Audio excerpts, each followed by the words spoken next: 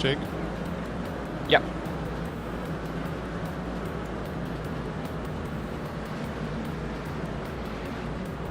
So, here comes the opportunities that drivers have been waiting for. It is Florida, it is Homestead, Miami, it's the road course B, and it is a wonderful, wonderful chance of racing. 10 turns, 40 minutes on the clock, and we are under pacing at this point in time, and the pace car due to come into the pits. Welcome to the Global Sim Racing channel. Apologies here for the late start, but we're going to get ourselves in with racing. Laust Olsen on the pole, Timothy Vaughan along for the ride, Julian Martinez in third. In your GTO field, it's Lescala, Lake and Miller, your top three out there at the moment. Pace car dives down in, and we are going to get ourselves then underway. Olsen gets the jump, and a great jump at that. Well, Jason Berry, Adam Lingren here to give you the action. Adam, that run into turn one and turn two. Already there's trouble. Straight across the circuit, one will go. Backing through, everyone has to scatter. Yeah, that was Obi Traeger who had a problem, but in the GTOs, Hugo Lescala trying to make the dive down. He's able to retain that lead out pole position. Now Phil Lake dives up the inside as Hugo got held up behind Jason Clapper, who was slow through the corner. So a lot of GTOs getting held up behind the GTPs who are trying to recover from that early incident. Yeah, early incidents not ideal here. This is such a small circuit, this Homestead Miami road course. You've got to be alert, especially through the infield section, to make sure that you're not getting yourself into any troubles early. And that's what we're going to be keeping an eye out on today. Drivers who are looking for every opportunity they can just to put the power down and to get what they want. Lake has overtaken Lescala for the GTO lead, and they've got GTPs going off in front of them. Christian Adebas off the road and having to skirt across the gravel. So too another driver out there in a little bit of trouble on track. So as well for Jeffrey Pont, who is in a little bit of trouble too. But at the front, nice and calm, Laust Olsen 1.2 seconds clear. Great battle for second here. Vaughan and Ferran Grau in third position, looking to fight hard for places. Absolutely, meanwhile in that position, Grau is tucked in behind him. Grau trying to put the pressure on as they go through the S-curves of turns 3 and 4. It's so tight for these GTPs. It's really difficult for them to get through there and avoid the curves, which are actually surprisingly high here. Not on the exit of Florida. Now down the short back chute they go. So taking Julian Martinez Pastor, who started off in the second position, dropped down to fourth on the start of this race. But the lead of the GTO is about to change hands. Hugo Lescala going around the outside of Philip Lake as they dive into turn 5. Oh, and just as you said that, Grau and Vaughan had their battle, but Lescala, who was fastest in qualifying by 0.4 of a second, is not having everything his own way. It's on the outside, Philip Lake trying to desperately defend in his Audi 90 GTO, trying to really make something happen as they go through the corner. Nice pinch to get the power down, and a huge missed gear by Lescala coming out onto the oval gives the lead away back to Philip Lake. So that's crucial. Millward now up to third, Miller in fourth position, Hamilton fifth, top 5, all nicely sorted in a line at the moment in this race. It's a big gap back to Franco Scurry, 6th in that category. So it's all kicking off at the moment with the early stages of this field. But what you can definitely say right now is you've got to be calm in the opening few laps around here. When this field does spread out, it's a much better of an opportunity to go out there and attack it. It sounds like Ben Laughter's been in a bit of something. Absolutely, and I think all those drivers for sure are having issues right now. The start of that race was just a real challenge for them to get going. The GTPs just got held up through turn 2. This is exactly what you predicted before the race, Jake. You have troubles in turn 2. That's exactly what you saw for the GTPs. But Lescala got held up behind one of the slower GTPs, and now is tucked in right underneath the rear bumper of Philip Lake as they continue to battle as they exit the hairpin of 8 onto the NASCAR backstage. Well, a group of 5 that leads, and then the second group behind of Javier Del Olmo. You've got Franco Scurry in there, Haycox, Laughter, Hamill Smith, Gabbiani, Mastretta's in there, Decoy Visto as well. They're all there in that second train trying to chase down the leading duo at the moment with Lescala, who, remember, scored a massive 0 in the opening round of the championship, and he wants to try and get back on track after having to use one of his drop rounds. He's trying around the outside of 1, which is ultimately around the outside of 2 and 3 as well. Keeps the nose in at 2, but has to back out because Millward's going to start diving down the inside here, trying to take that place away. Has he managed to do it? He's on the wrong side of 4, and as he turns in, there's a bit of biffo between the two of them, and suddenly Millward's on the defense here because Reed Miller was thinking about coming back on the long backstretch.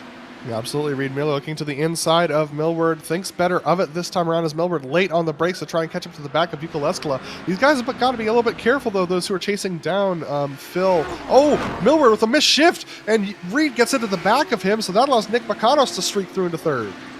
Well, that is just how quickly this race can turn on a knife edge as Alex Millward goes miles back through the field. He's back behind Ian Haycox now, which makes me think it's either A, missed shift, or B, might have been a slowdown somewhere. This is, of course, one of the older tracks on the iRacing service. I wouldn't be surprised if the limits were a little bit stricter out there on track. But over to GTPs for the time being. Laust Olsen does have the lead, but he is starting to hit a bit of that lap traffic, which has just got off the road. That's John Volk in a little bit of trouble. But it is suddenly turning into a group of 3. Remember, Laust Olsen's never had a victory here in Kamel GT. He's searching for his first here, Adam, and with Ferran Grau and Timothy Vaughan also in that same boat, this is a prime opportunity for those who haven't managed it. I'd even put money on Julen Martinez and maybe T. Inatani getting into the mix. Yeah, we're still taking a look at Alex Millward, who's fallen way back off of this, and I can report that Ukuleskala and Phil Lake are side by side for the lead of this race. They're right now side by side as they're diving onto the long backstretch before the hairpin of turn 8 onto the onto NASCAR backstretch, and Ukuleskala on the inside in a good position, but Phil Lake holding strong around the outside. There's just so much confidence here from Lake, who will get a much better run off the exit, and again a missed shift off the exit from Leskala. This is incredible. He's struggling off of that hairpin to get the drive. Mucanos now up into 2nd position in the 12 car. That's 2 missed shifts that have benefited Nick Bakanos there. So, Nick, I mean, usually we call him, you know, the unlucky driver, but today, luck has gone his way. I hope you hear that, Nick. I've just knocked on wood for you. Absolutely. And a little bit of a slide as well. A battle going on for 7th, 8th, 9th, and 10th out there in GTP right now. Pablo Suarez looking behind Mosquera and Alexi Tapiavico. Tapiavico was so good at the opening round. I'm surprised to see him a little bit down the order in terms of pace. He's down 2 so far in this one, but really has an opportunity. And look at the slingshot as well here, Adam, that they're getting off of NASCAR turn 4 as they go flat. They've got this very difficult small left into 1, and then a much tougher left of about 70 degrees into turn 2. It's a nightmare for right side tyres going through the opening section. Yeah, absolutely. So I can report that Franco Scurry from 5th position took turn 1 a little bit too deep, and he's now back to 12th spot in the GTOs. So a real struggle for him to try and get off of the corners. So unfortunately for them, it's just going to be a real challenge. Absolutely, and some great battling then is on at the moment, and we are going to continue with it at this point in time. But we have just hit the traffic margins out then in this race, and at the moment it is going to be a case of the prototypes. Ferran Grau, Julen Martinez fighting out as they dance around through. Now here's something we haven't really talked about here. The GTPs can go flat through the oval banking, the GTOs can't. Yeah, absolutely. The GTOs have to lift in 5th gear around the outside of that banking. So you can see Grau and Pastor being very gentle as they duck around this traffic. Oh, Pastor almost getting the back of Grau there. Really dangerous stuff as they're tucked in behind Franco Scurry and Hideki Koivisto. They absolutely are, and this is only going to bring T. Inatani onto the group. The Japanese driver trying to chase down these drivers 2nd, 3rd, and 4th as they have to lunge through the corners and effectively dive to get what they want. Battle on P2 as well in GTO. Leskala getting back through around the outside. He's trying on Mucanos, gets a much better run this time going through, and that will move him up. But what has that cost him in terms of time? The answer is over 2 seconds to Philip Lake, and not many drivers are able to chase that sort of a gap down as the leader is soon coming to lap. No, and I think Nick Bakanos is going to think to himself, you know, normally in this situation you think to yourself, oh, I'm just going to follow Yuko. and chase him up to Phil. Oh, Nick McCullough's too wide off of turn 4. That's the lift we were talking about. He clips the outside wall that allows Reed Miller to sneak through into 3rd position. All of that right in front of your race leader, who's now going to have to dance through with a Nick Mucanos who doesn't know how damaged his car is. It looks like it's okay. Going through the various left-handers then at turn 3 and into the switchback right of turn number 4. Small flick left of 5 leads up forward. Just as they go and deal with that battle, they've got P2 still going on as well with Timothy Vaughan and Ferran Grau trying to fight, and Grau is so aggressive under brakes in comparison to a much more cautious Vaughan, who gets a huge wiggle trying to put the power down. Absolutely, and Vaughn being held up here by Alex Millward. They're going to split him, and they're going to go 3 wide almost into turn 8. Grau with the deep on the brakes, trying to go around the inside of Vaughn. Alex Millward almost getting into the back of Vaughn as Vaughn couldn't get going. You're on board with Grau for that. What a move that was. Look at that. Mika Hakkinen, eat your heart out. Wow, what a move we have just seen. An incredible battle there between Ferran Grau and Timothy Vaughan as they look to try and dance through the traffic here. And Philip Lake, the GTO race leader. Let's have ourselves then a little bit of a focus then in terms of the battles, as it will be a very important display going forward in towards the battle for 4th position of GTO. So that should be a crucial fight to keep an eye out on, because Mucanos has now got his eyes on Reed Miller in 3rd place, trying to work something at this moment as the groups effectively start to get shuffled out and you get these mini packs that are going forward, Adam. Absolutely on board with Nick McConos as he chases down Reed Miller going into turn 8. Once again, Nick having fallen back after that contact with the outside wall. That was Martin Krajcik who dived very late into 8. Almost took away the corner exit from Reed Miller. So now we're going to see whether or not Nick McConos has learned from that last moment through NASCAR turn 4. Is he going to be able to keep it off the wall after being tucked in behind Reed Miller? These cars, you may think they have no downforce because they're giant boxes, but they actually do have a little bit of a front splitter, and that can get the air taken off of your nose and push you wide as you exit 4. And watch the battle trying to go and dive down the inside. Mascara, Aitor Sintes Galindo, the championship leader in GTP at this point in time. And everyone else around, you've got Tapia Vico who's there. They're all there and almost contact into the rear of Tapia Vico, Alex Millward. So you started to see drivers putting themselves into positions they don't necessarily want to be. In that opening stretch through turn 1 into turn 4, you could say GTO and GTP are very similar. What we do know is that Aitor at this point in time is very much in damage limitation. He's down 4 from where he started. He's got to find the pace back up again. Absolutely. It seems like he's taking the corners a little bit too deep, Jake. It seems like he's too late on the brakes. The car is rotating well through the center of the corner, but if he was just a half second earlier, maybe even a quarter second earlier on the brakes, he'd have a better shot at taking these corners without sliding those rear tires on exit. Because at this point, his apex speed is just too low for the GTP to handle. But here he comes, right up behind Javier Mascara. You can tell how trimmed out he is. Wow, that was close as they went back by the leader, Phil Lake. And now Aitor underneath Javier Mascara. Oh, it's so close. Javier backs out of it. He wants to avoid contact, and so does John Volk as they go by him. Absolutely. I don't blame them in this situation. You have to be committed in towards turns 1 and 2, because if you can get to the inside of the circuit, advantage is there for those drivers. We've got one driver 9 laps down, Mike Ruda, Diego Mastretta as well in GTP. Out of the race and in the wall from 3rd position. It's Julen Martinez Pastor who has found himself in trouble. So they could say, Adam, a lot of dramas as it was Julen Martinez out then in the number 6 machine. Yeah, absolutely. That was a gigantic incident. And unfortunately, that happened on the exit of 7 onto the backstretch, the long backstretch. We're going to take a look at this replay here.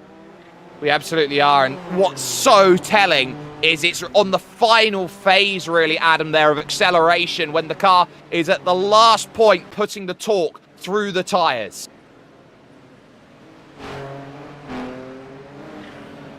Just a huge moment, and in the wall it went. And definitely not ideal in terms of that scenario, but at least Jake, for the moment. Grau had a problem. Oh. Grau is quite slow. He had a problem. He was in second position, 6/10 ahead of Timothy Vaughn, and he's had a spin.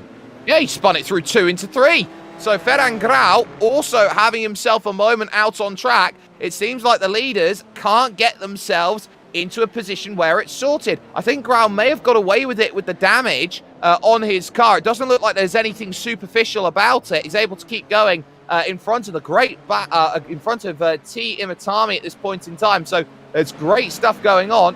Meanwhile, the Canos, how much room do you want to leave? Cam Porter trying to find a way through. That's a driver I believe I raced about 5 years ago, once upon a time, and he's got his battle going on right now as Kurt Clapper's trying to go through. 2 brilliant battlers on circuit at the same time. Oh, no! Oh, no! Millward ends up sending around. Who was that? That was Kurt Clapper, who was very slow on the apex. Millward just expected Kurt to go, and Kurt didn't move. No, and that's the issue that you're going to see. It's always about acceleration. When can you put down the power? GTOs are so much better at putting down the power, and that is why you see a lot of the time that run into the back off of a very slow corner. I think he picked up his rear tires. I think that's what happened, Jake, because now Kurt's getting going again. We can see it. And, man, that was a sketchy moment for those two. But back looking at Millward now, as Nick McConos, Alex Millward, and Ian Haycox are battling for that 4th position in GTOs. Yeah, absolutely. And these two have been fighting incredibly strongly together. McCanos, Millward, I would say 2 of the stalwarts of the series. They've got Ian Haycox on the back as well. Now, remember, Ian's racing out there on track with 1 less leg compared to everyone else. So he's continually going at this point in time with a good opportunity.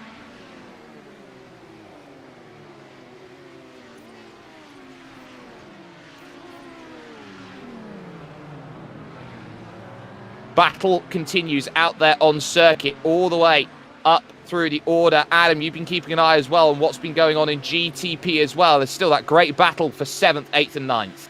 Yeah, absolutely. P7 in the GTP is very tight between Eitro Sintes Galindo, Javier Mosquera, and Alexis Tapiavico. All drivers honestly trying to recover at this point, except for Javier Mosquera, but Javier really struggling to get power down off of the corners. He's sliding those rear tires a little bit, and so that's an issue for him. So that's one of the reasons why the GTP, why he's struggling. And you can see that's really starting to put pressure on him as Alexis Tapiavico starting to sneak up the inside. He's going to dive it down into turn 8 and take away that position. Oh, and there was a slow car in front of him. Grant Bristow about to go a lap down, so they're going to get around him as well. But a good move by Alexi Tapiavico. Moves himself back up net even for his race into 8th position. So already, believe it or not, we're running up towards half distance in this race. We're not a million miles away from that. And track conditions out here today, it's 36 degrees in C out on track. That's roughly nearing 100 there or thereabouts. Just a bit under, about 90 degrees maybe, Adam. Yeah, 96 degrees on track for these drivers. So it's a hot, slick track at Miami, and the humidity's at 53%. So actually, it's pretty low for Miami, to be honest. But that being said, these drivers still going well. They certainly are. Laust Olsen in control then of the GTP field. GTO field. For the lead has closed back up again. And this is where Yuko Leskala has been so good over these last laps. Nothing dramatic. Nothing over-telling or overzealous. He's just got himself onto the back and has driven away from everyone else in this field, and he wants that victory as it's going to be a titanic battle. Oh my goodness, a huge wreck for P5 in between Ian Haycox and Alex Millward. Oh my, and that's Millward in the tyres then, and it was upside down. So Millward in the 3, upside down, nowhere to go. Puts Ian Haycox in the grass, and then Ian's got nothing because that 4-wheel drive, that limited slip diff, is going to push the car back out onto the circuit where the grip is, and Millward goes for a helter-skelter. He goes upside down. Let's take a look at this replay, and we're watching on board now. It's such a big incident that happens to these guys, and this is just, like you said, Nick McConos is struggling a little bit. Yeah, he absolutely is, and it is so telling when you get yourself into the wrong place and all of a sudden that GTO battle continues on. And let's not forget, GTP is closing down for the race lead, but side by side, Leskala was ahead for the briefest moment. Lake, though, on that crucial inside line, he has worked the angles perfectly, gets well up over the curb, jams on the brakes into turn 2. He's able to hold the place for the moment. He's doing just what he needs to. Hold on to the race lead by Kingdom Come. My goodness, I love that shot through turn 1 from Dougie Beard, our director. Ian Haycox is taken to the pits after that contact with Millward that we saw in the replay. Yuko Leskala really putting the pressure on to Phil Lake right now. Here he goes. He's looking up the inside of 6, thinks better of it as they head through 6 and into 7. Oh, Yuko Leskala, a little bit of a slide through the rear tires. He's not going to have an opportunity unless Phil Lake goes off track there on the exit of 7, now approaching the hairpin of 8. He still managed to keep his foot in it, so Yuko Leskala not with an opportunity this time, but he'll have a good run with the draft down the front stretch. Oh, he absolutely will. That's, again, another good bit of driving, and the swings and roundabouts out there overall over the course of this race are going to be huge in terms of how you pick up the result you want. Leskala trying to run up on that high line a little bit. It's going to be interesting to see how much of a drive you can get off of 4 to go out there to attack, to make it happen. And look at Lake, just cover it off as much as he can. Used all the road, but Leskala gets himself down to the inside. But look at the commitment from Lake. Under brakes, he's able just to lift off the brake a little earlier, and he's got completely covered Leskala. What a great scrap. Absolutely, but if he keeps doing that, he's going to burn off that right front tire, and you need that in order to carry speed through NASCAR 3 and 4. So he's got to be really careful not to burn off that front right tire that much. But P5 of the GTP starting to heat up between Kraytrick, Suarez, and Tapia Vico, as well as Sintes Galindo, who's tucked in right next to Tapia Vico as they're passing each other for the 7th position. Absolutely, Alexi Tapia Vico moving through, gaining the important place, but this is a great scrap. Kraytrick has struggled over the last couple of laps there, lost a couple tenths of a second to Pablo Suarez, who I think's really finding a rhythm. Those two up 5 and 3 places respectively, and this would be crucial points at a round in the championship, which I would say right now, some of the big hitters that you'd find, Hugh Haycox, for example, not here today. This is a crucial moment. Absolutely crucial for these drivers for sure, and they have to be very careful. We're over halfway into this race, Jake. It really doesn't feel like it. Feels like it's been 5 minutes, but I'm not on there racing. But man, these guys very close together. Here we go again with Kraytrick, Suarez, and Tapia Vico. Absolutely, trying everything to make this move happen and just getting tucked up. And it's going to be so vital if you can find the battle, if you can find the momentum to get that run. You tuck up underneath, there's going to be a bit of GTO traffic as they go into 1. That might temper the attacks, and it might just bottle them up a little bit more as they go into turn 2. Issues in front of them. That's Franco Scurry almost into the back. There goes Kraytrick, desperate to find a way through, but they're even through here. Tapia Vico trying to go around the outside here of turn 3 to make it happen. Can't quite find the line. Through 4, they're stuck as well, and it's so important right now that they do not trip up over each other, and suddenly Aitor Sintes Galindo tries to search as well. Absolutely, and this is going to bring Javier Mascara back into the battle in 9th position as well, but Pablo Suarez trying to carry speed off of 7 as they go and they weave themselves around Jamie Himmelssmith and Gianluca Gabbiani, who are trying to battle for position, but the lead of the GTOs is side by side again between Phil Lake and Yuko Leskala. Yeah, it's absolutely on it at this point in time. Lake and Leskala have been fighting all race long, trying to get what they need, and through 1 again, it's Philip Lake who's just able to hold the margin that he has been looking for. Every time Leskala's had a sniff and a great chance, he hasn't been able to take it, but I wonder at what point do you just light the fuse and go for it all guns blazing, because it hasn't really been the Leskala style race we've been expecting. A couple missed shifts have put him back. He had to deal with a few cars behind. Now he's just got to be patient, because Philip Lake is probably the most consistent driver in this field. Both of them are very consistent, to be honest with you. Yuko's lack of consistency recently has been a huge surprise to me after watching him for many seasons. Oh, sliding through the corner, Leskala takes the lead. That is a huge, huge development. Phil Lake still within draft range, though. 9/10 of a second back of Yuka Leskala. So Phil took it too deep into 8. Just a little bit too much pressure from Yuka Leskala. Now the question is, what is Leskala going to do with this lead? Is he going to back off and try and conserve those tires, or is he going to try and run away from Phil? Right now, he's losing the speed, hand over fist on the straightaway, but that's due to the draft.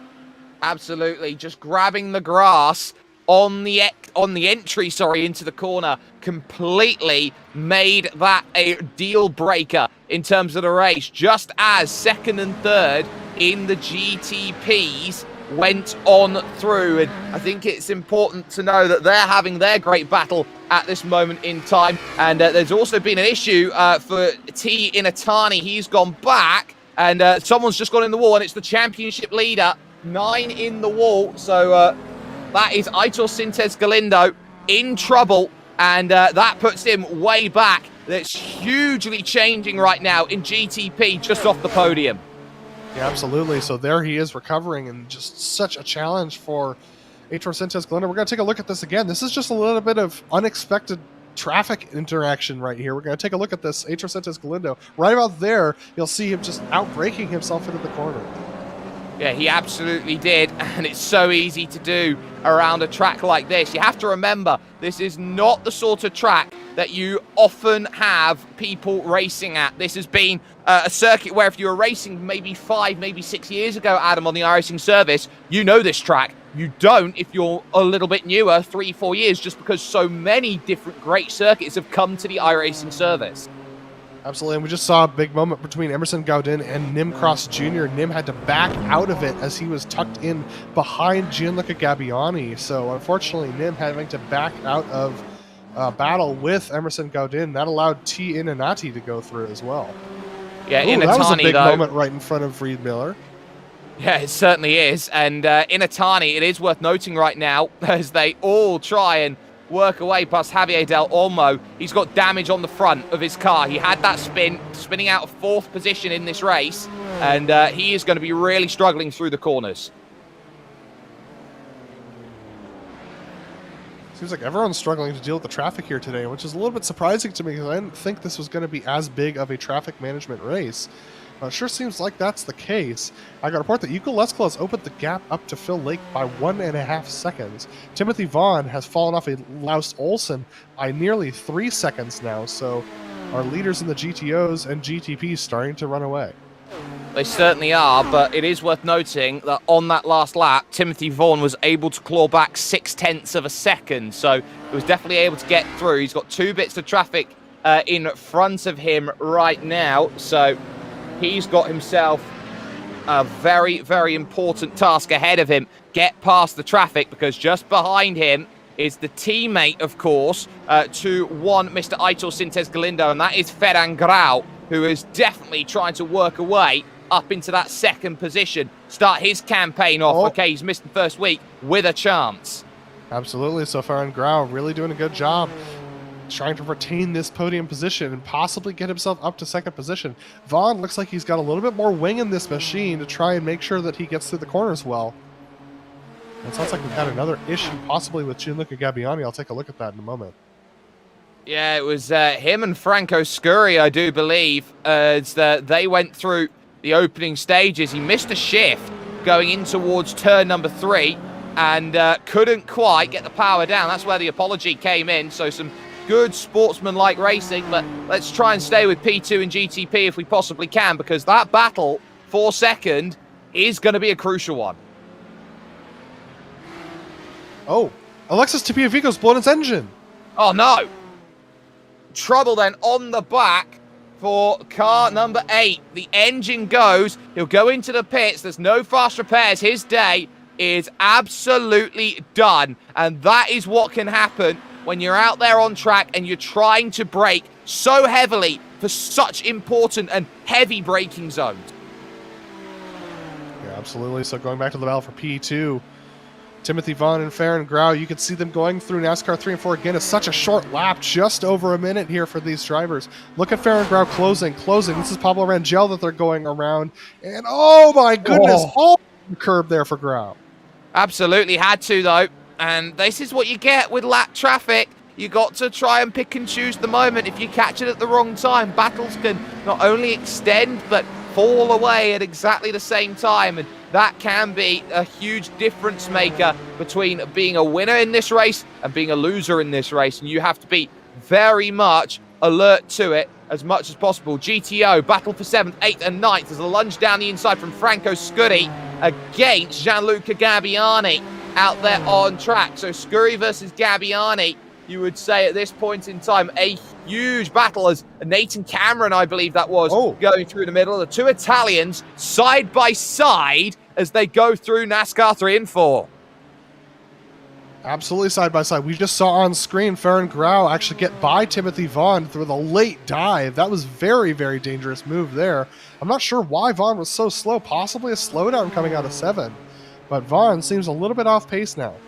Well, he just got stuck up behind Koivisto. So Koivisto was slow through the corner. He had to wait. And it looked like Stefan Grau was trying to give everything, and he took 2 taps, did Timothy Vaughan, one in the front from the block pass, and then one behind from Koivisto trying to put the power back down. So Vaughn up to 3rd position, Grau in 2nd right now. So this is really, the complexion of this race has completely changed for them. Taking a look at that now at this battle for 7th position in the GTOs between Jamie Hamill-Smith, Gianluca Gabbiani, and Franco Scurry as they're continuing to battle through this middle portion of this track. They absolutely are, and that middle portion is really, really important. That's the leader going through them. Laust Olsen with Gabbiani, with Scurry. And you'd say on top of that as well, Adam, there has been a change for 4th position in GTP. Pablo Suarez through on Martin Krejcik. Absolutely, and a change for 5th in the GTOs as well. Javier Del Olmo and Ben Laughter. Ben actually trying to challenge him back now. So quite a few positions changing right now here. We see that battle on screen. Javier taking the inside line. Can Ben outbreak him into 2? The answer is no. Oh, it was a good effort by Ben Laughter, but he just for the moment can't do much. Leskala on the scene with a 4-second margin at the line, and they're going to make front to rear contact as they go through turn 4. Ben Laughter, well, he's not laughing now. He wants the hurry up message given to Javier. Absolutely. He wants to get going here. He's going to look up the inside of 6. Oh. Can't quite make it there. That was very close for Javier Del Olmo, who seems to be trying to take away those apexes from Ben Laughter. But if he keeps doing that, one of these times, Ben's just going to stick his nose in. Here's Pablo Suarez, who's under heavy pressure right now from Krejcik. Absolutely. And you've got these great scraps going on. And still, those two as well, Krejcik and Pablo Suarez, they're trying to work this race as much as possible. Suarez sliding through the corner, somehow gets it slowed and gets a little bit of a gap to Krejcik. So everywhere you look, there's battles. And let's not forget just behind that as well here, Adam, because you've got the likes of Aitor Sintes Galindo who gets a block from Haycox as he tries to get back past Mosquera. Absolutely. So P7 and 6 for the GTPs also tight. The GTP battles, to be honest with you, are very close together. The closest battles we have in the GTOs are between 5th and 6th. It's Javier Del Olmo and Ben Laughter still, and then Franco Scurry and Gianluca Gabbiani. Everything else is spread out a bit for those guys.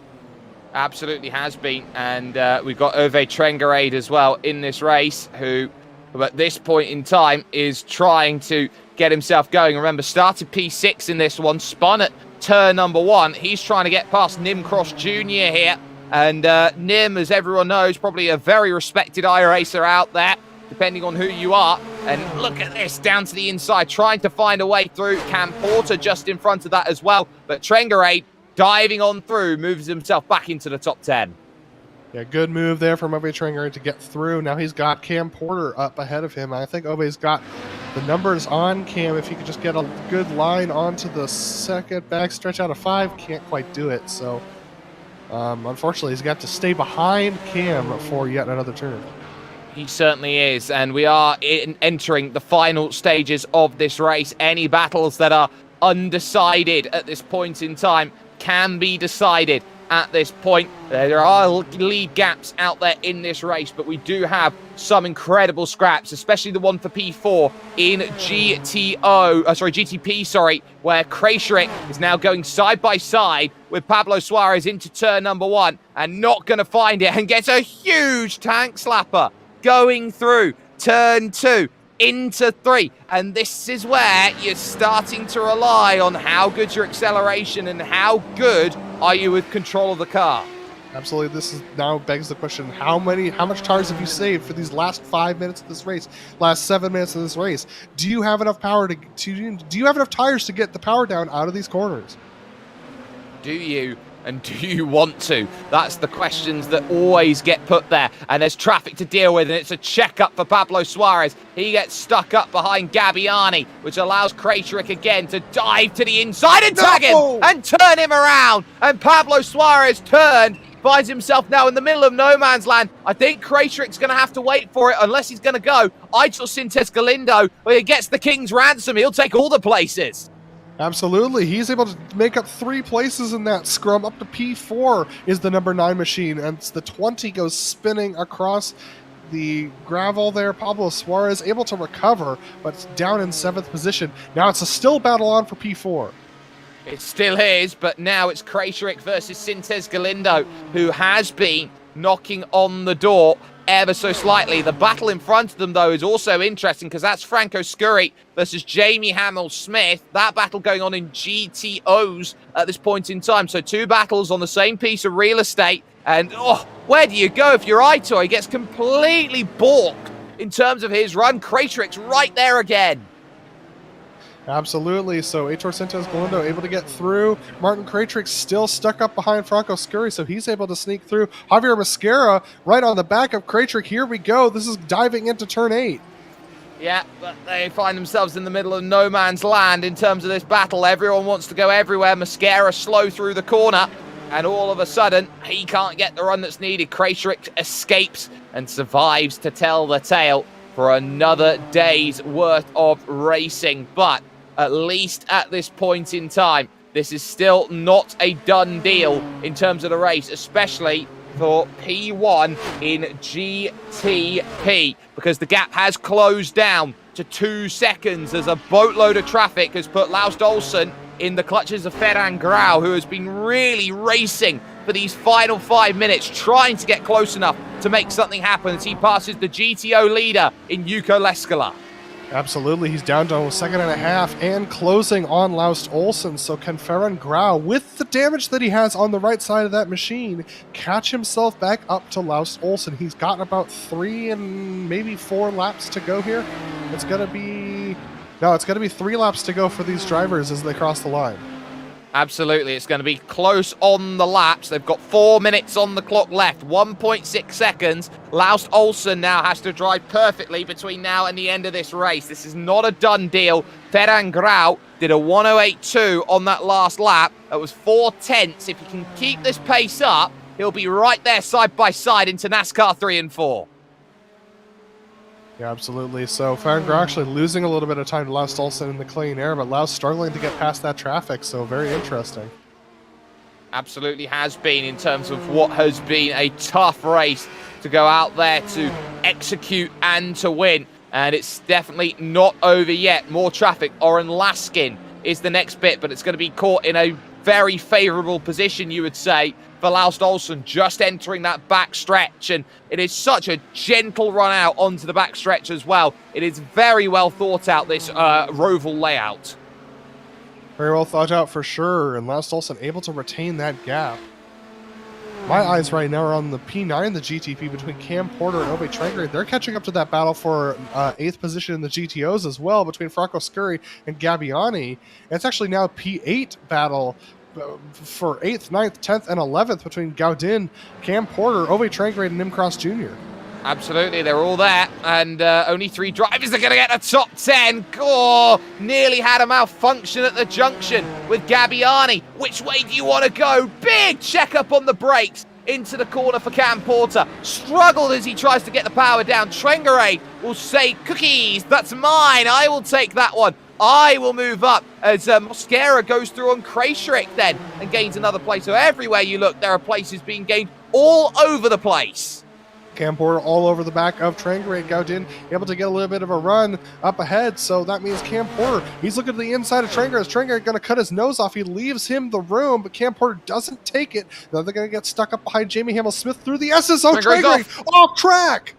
Oh, and that's what happens when you just follow in front. Can't get it turned. He finds himself in the kitty litter and will have to try and get himself going again. He will come out just behind Jason Clapper out there on track. So that puts him back in 12th position. But as this race goes, we've still got a little bit of housekeeping to do with the lead battle. Olsen still 2 seconds clear in P1 of GTP. But what he has to do now is just drive the perfect lap and a half, because he is 1.5 laps away from winning his first race in Kamel. Absolutely, his first race of the season would be Laust Olsen. I mean, it's possible. I think he's won a race before in Kamel, but I think it'd be the first time this season at least. But that being said, he's held up a little bit, starting to lose time to Farron Grau. And it doesn't matter how far away Farron Grau is. If that gap is closing, it's in the mind of Laust Olsen. Remember, Olsen led the race at Road Atlanta a week ago, found himself in the wall out of 7 and put his race into jeopardy. Barney the flagman will wave the white flag here at the most southern circuit in the United States, Homestead, Miami. 1 lap to go, 1 lap to destiny. Absolutely, Laust Olsen still with about 2 seconds over Farron Grau. Grau just doesn't have the center corner speed to get through, unfortunately. Looks like we've had an incident with Hideki Koivisto, who's gone off, as well as one of the GTPs. I believe that was actually Timothy Vaughn, so we'll take a look at that in a moment. But Laust Olsen now on to the second backstretch, so through turn 7, approaching turn 8, and he's got traffic up ahead of him, but shouldn't be a factor.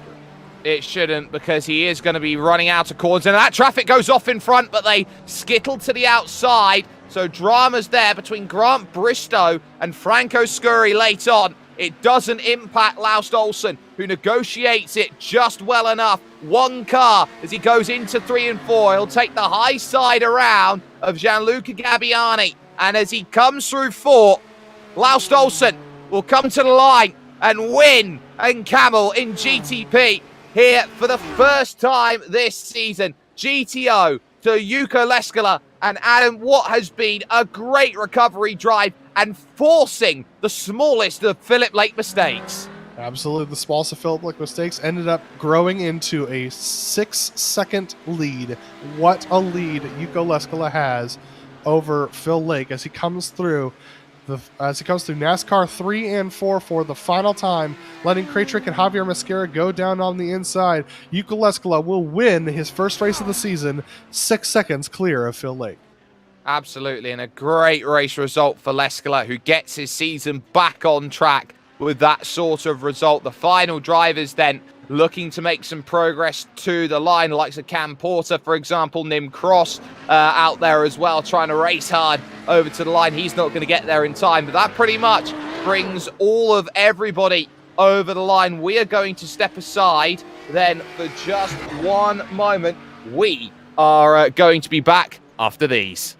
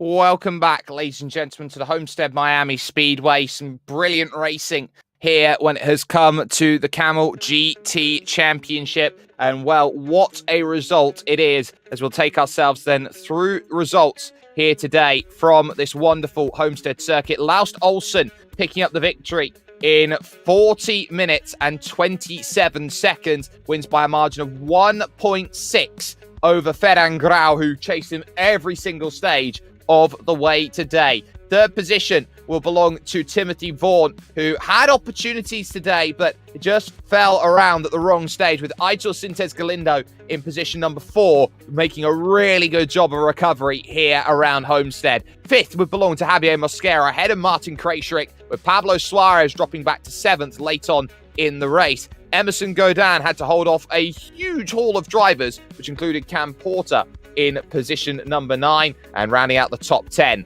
would be Nim Cross Jr. in the number 22 car. Over the page then, it was Ove Trengarade in 11th, Jason Clapper then in 12th. A lap down for Nathan Cameron. T Inatami picking up damage in this race. He was up as high as 4th at one point. Kurt Clapper, Christian Arribas, as well as Jeffrey Furcon, and then drivers a lap down or out: Grant Bristow, Mike Rudo, Alexi Tapiavico, Julian Martinez, and Diego Mastretta. Adam, you have GTOs. Yeah, absolutely. That's Yuko Leskala, who came home with the win after having some misshifts that led him to fall back to 4th position, able to climb back up to the lead and pass Phil Lake to the tune of 6 seconds by the end of the race. Phil Lake holding on to that 2nd position. Reed Miller into 3rd position over Nick Macanos after Nick had a couple of incidents with traffic himself. Not off the pace, just falling off the back of Reed just a little bit there. Ben Laughter, however, in the 5th position. A good job for him today, holding on to that spot over Javier Del Olmo and Jamie Hamill-Smith, 6th and 7th, with Gianluca Gabbiani in the 8th position. Then we have Franco Scurry finishing in 9th and Hideki Koivisto in 10th position. Then 11th will be Robert Plumley, with Pablo Rangel in the 12th spot. Then we got Oren Laskin in 13th, with Robin Happich 14th. Ian Haycox not having a great day today, unfortunately. A couple of off tracks led to him being in the 15th position. Then John Volk and Alex Millward did not finish this race.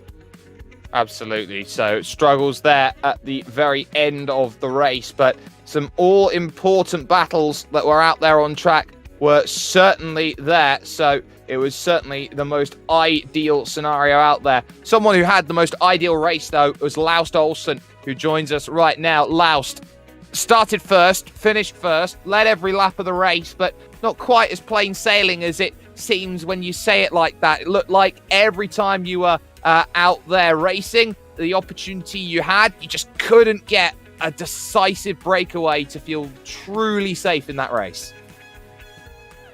No, that's right. It was actually first time this week I managed to finish the first lap without going off, so that was a great start. And then it was all about trying to keep my tires alive. I had really had trouble with grip in the slow speed corners especially, and I don't know how many times I overshot a corner or two. These low downforce setups, they are quite hard on the tires if you don't take care. So and then of course traffic, you think you have a decent gap, and then suddenly a lap later they are right behind you. So that was quite challenging also. I have to say sorry to at least Robert Plumley and Pablo Rangel. I did a few major mistakes in traffic and could easily have gone wrong. So sorry to those, and also to anybody else if I did something wrong out there. Well, it's such a tough circuit out there to try and construct and be difficult, especially through that opening section 1, 2, 3, and 4. How much patience is really needed in these GTPs to navigate around GTOs, which are even through the opening sector? You can't really do anything in that section without them in front doing a mistake. So So it's just being patient and wait. And the first opportunity is a short straight down to, I'm not sure, turn 5 or something. Okay, so a good victory sets your season on track after the opening round where it was a little bit troublesome for you. But now you get to turn your mind to this third round overall. You get to turn your mind up to Road America. How different is that going to be in terms of from what was a very hectic and difficult track for it being short and congested to a long, open, more expansive battle where a lot of drivers through week 13 used it as a bit of practice? Yeah, it's. I think most of us had some practice in week 13, so hopefully some of that sticks. It's of course a different challenge, especially with the traffic, but there's still also a couple of places where you have to be patient because the GTOs are quicker, or just as quick as we are in some of the slow corners. So, but I think it would be more space between the cars, so probably easier to manage. Well, floor is yours here, Lars. A big victory here today. Shout out sponsors. Who gets it done for you? Just thank you to you guys for the great broadcast you do every week, and to the Kamel community. Great bunch of guys to race with, and I really enjoy it here. No worries at all. Much enjoyment then for Lars Olsen, who picks up the victory then overall. Adam, you've managed to trot down the pit lane, and you found yourself to Philip late. Yeah, absolutely. Phil, I mean, not the day you were hoping for, but still a good battle with Yuko nonetheless. But what was it that led to that mistake through turn 2? Was it just the pressure, or were you a little unsettled entering the corner that time? The race was done by then. The mistake that let him through into the hairpin was, I did it twice, so I don't know. That was I threw that away today. It would have been a fight to the end. There's no doubt he was right there with me, so maybe I wouldn't have won it anyway. But to do it like that is so frustrating. I got hit twice coming off the oval, which is just bizarre. I need to speak to the guys. I don't know how they managed to drive into me there. I mean, it's like the widest part of the track, and they've got infinite grip. So I don't know, but the car didn't feel quite right after the second one. Maybe that had something to do with me going off the turn 2. I don't know, but it was a good race anyway. I had a good fight with Yuko. They're always fun. So just hopefully this result doesn't bite me later in the season. Yeah, well, fortunately, there are drop weeks available. I don't think a second place being a drop week would be a bad thing necessarily, but that being said, these close fights with Yuko Leskla, I mean, they continue to happen. They've happened for years now. I remember when I joined the series and was racing it, you guys were duking up there with the Glacier Racing team. But talk to me about how it is to be battling with a competitor for so many years and the trust level that builds. Yeah, I know how much space I need to give him, and it's not a lot, and he knows the same. We came together last week. That's kind of quite rare for us. So we both know that we're going to keep things clean, and it was a good fight. It definitely gets close. We come out the hairpin a couple of times, and we were practically touching. So it's good. It's good racing. It's really nice to have somebody to race, like a target for each week, like motivation to keep practicing. Absolutely. And so next week we have a little bit of a reprise of week 13 with 60 minutes at Road America, so a pit stop possibly for you guys in that race. Talk to me about your thoughts heading into that round. Yeah, so we had the week 13 event, which was good practice for that. I'm not a big fan of Road America. I know most people like it, but I actually think it's quite a boring track. So it'll be hard to put the practice in, but I need to. So hopefully I'll get some of the guys together and we'll do some laps together, which makes it a lot more interesting. And the race, I imagine, will be a bit of a draft fest, so it'll be good to practice with a bunch of people. Well, Phil, we ask you this every week, but it's still worth mentioning, which is there anyone you want to thank for your second place today?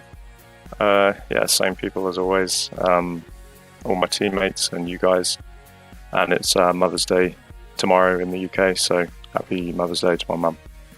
Absolutely happy Mother's Day to all the mothers in the UK right now. And thanks for talking to us, Phil. We look forward to seeing you next week. Yep, cheers, Adam. That was Phil Lake, who finished in the second position in the GTOs. And we've got Aitor Sentes Galindo joining us with Jake Sperry, who finished fourth position, Aitor did, in the GTPs. Absolutely. Aitor, I would say that's a great recovery for you early on, falling back down to about 10th position. To come away with 4th place, you must be really excited. Yeah, I was somewhat happy with the result, even though I wasn't really, let's say, happy with the position sometimes in the race. As you said, I was P10. And yeah, I had a couple of off tracks and had to recover all those positions.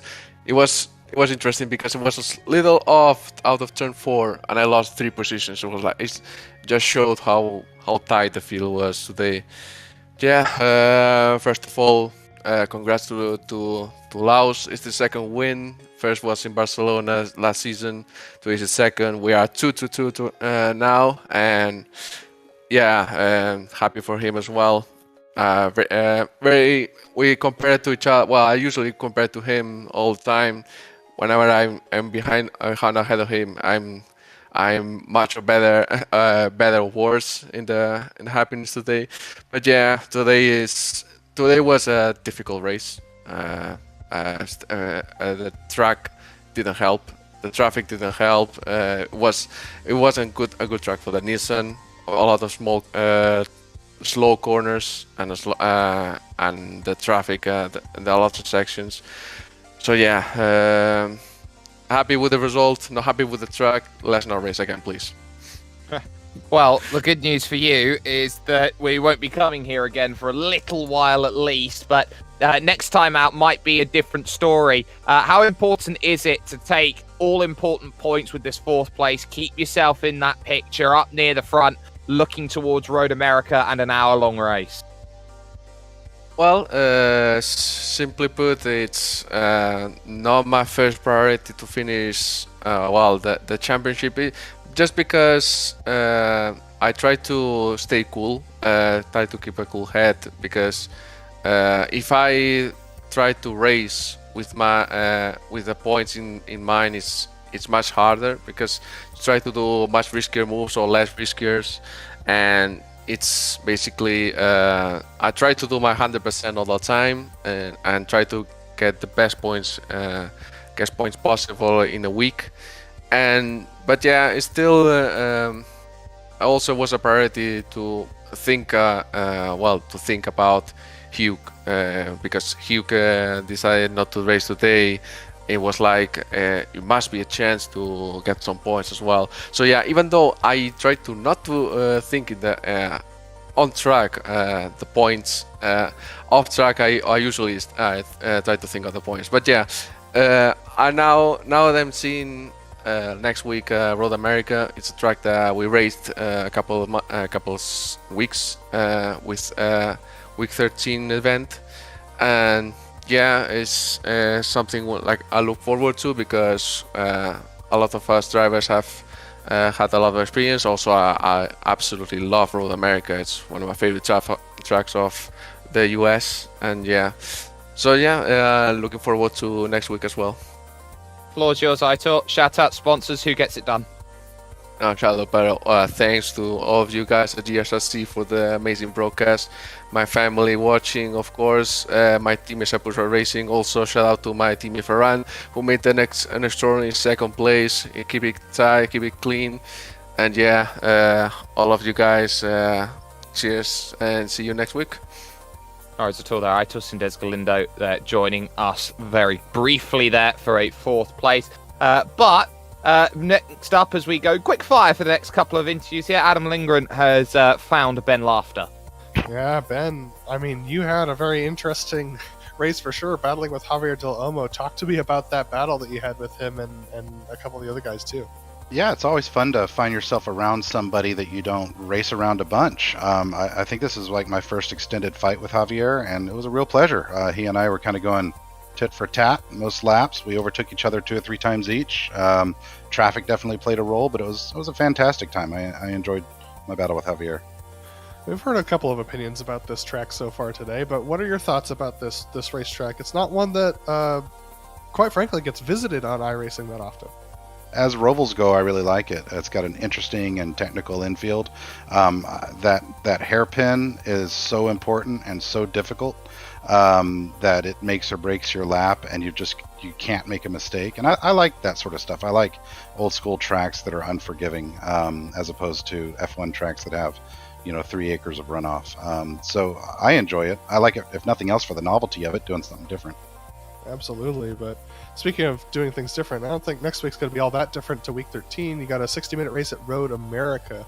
What are your thoughts going into that round? Can you score another top 5 there? Hang on to the draft if I can. I have a good shot. I'm not bad at that track. It's just a matter of if you fall off the Phil, Yuko, Alex, Nick train, you're in that second train, and I have a tendency to make that one missed shift, that I'm okay for about 5 laps, and then I'll miss that one shift, and that's all it takes to fall off the draft. So we'll see how I do. I feel myself getting better all the time, so maybe. Yeah, we see those results starting to pile in too, Ben, but is there anyone you want to thank for your 5th position today? Just my Dirty Torque teammates, and today, again, Javier, just for a fantastic fight. Absolutely. It's great to see you guys battling, and we look forward to seeing you next week at Road America. Yes, sir. That was Ben Lafter, 5th place in the GTOs, and for our last driver, we've got Cam Porter, 9th place in the GTPs, talking with Jake. Cam, great battles actually there towards the end. Of course, you had yourself, Emerson was there, you had Nim behind you, Hervé was trying to make some moves through. Just talk about how really tough it was in that 4-car group trying to just make it home to the end, knowing that one small mistake's about 4 or 5 spots. It was really difficult. As some of the guys have already said, this is really a tricky track to manage the traffic in. That was a really thrilling battle with Nim and Ove and Emerson especially, and I feel like Emerson was getting a little bit more luck with the traffic than I was. And Ove, of course, I knew it was inevitable that he would pass me, but then once he got by me, I think I got it in his head a little bit just by getting up beside him. I let him go early into turn 1, but then he went off wide, so I was able to hang on to that spot. But yeah, I am really thrilled with the 9th place today, especially in this crowd. Well, thrilled with the crowd and thrilled with the opportunity of back-to-back top 10 finishes. So surely taking this sort of form, these sorts of results, putting you well up there in terms of form overall for the season. Road America, an extra 20 minutes lopped on top of it. You must be going in there with a lot of confidence. Unfortunately, I will not be able to race. Oh. I have a prior commitment next weekend, but I will certainly be back the week after for the next race. Well, let me just get that up then and very, very quickly ask you about your feelings with 2 weeks to practice, essentially, for that race, the 4th round of the Kamel GT Championship. And, well, how do you feel about Circuit Gilles Villeneuve? I kind of feel like that's one of my home tracks because I'm from Canada originally. I live in South Carolina right now, but I'm from Canada originally. That's one of the only tracks I've ever actually stood on, real tracks. So I feel like it's kind of my home track, and I'm really excited to visit Montreal again. Well, hopefully you get that great chance. Cam Porter there joining us, 9th position overall with the course of racing that we had today. But that is just about going to bring us to a wonderful, wonderful close here today on what has been some amazing racing. And a massive thank you has to go out to the companies that provide the software and the hardware for our broadcast listed here up on your screen. And on top of that, we have to give additional thanks to June Lalonde, who provides a wonderful music. Check out her Bandcamp for more awesome work. Of course, from the team here today, myself, Adam, Robert, and Dougie as well, you can find some more information about the Global Sim Racing channel at globalsimracingchannel.com or through our social media presence. Also, please check out our merchandise store at gsrc.storenvy.com. We keep a link in the description below, so don't forget to subscribe to our YouTube channel as well so you don't miss a moment here on GSRC. In terms of when we're coming back to you with the Kamel GT series, it's a week from today, April 2nd, and jump in with us at 12 Eastern because it is going to be Road America where we find ourselves in play, and that is going to be really, really fun. We also have upcoming races for other series listed on the screen, so check those out and mark them down on your calendar. In terms of what's up next, in terms of our content, it is going to be the CTC Lotus 79s. That will be tomorrow at Hockenheim at 12:30 Eastern. So, until next time, race clean, race hard, and we'll see you on the track.